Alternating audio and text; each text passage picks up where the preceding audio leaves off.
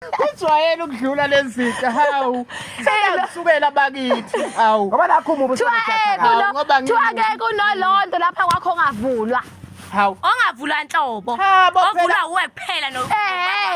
Yini? Ngisuke ngenzela phela ukuthi yimi ngikwazi ukuvula umnyango wakwami abanye abakwazi ukuvula. Cha wozivulela nangabe sifuna ukuya kwakho sifuna eyovulele. Hayi sengonivulela ke. Sengonivulela angifuni ke uyindaba ngoba niyathanda ukukhuluma. Indaba zani zokhuluma. Wamasibili. Cha bophela indlu yami leyana ke iyasindwa phela. Uyabona nje ningaze nitshela khona okukhona.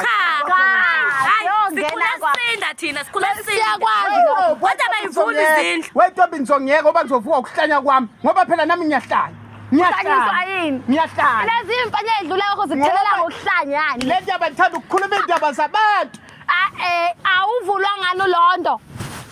Ngikutshelile kithi intombi. Hayi siyakwazi ukusinda thina. Ake ningeke. Wemandlovu. Ngelinake ngodwa. Njalo nje uma sibiya amakuteni nje kwaphathwa le ndaba le rondo. Uyahlanya.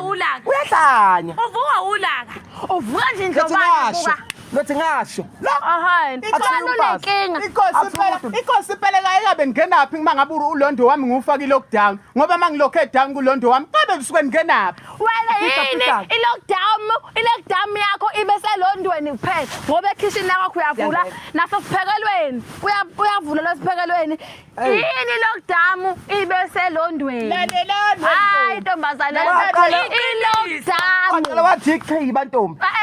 Lona exhibeni lakhe wayengavuli iqala nangabe ngibuka useyavula usebhala lolo i-lockdown ifunani elondweni. Kushuthi ke phela ke lalelani kushuthi ke phela uma ngabe i-lockdown isasele kimi ngedwa ngiyekeni bafowethu yazi ngifuna ukukhuluma ngendlela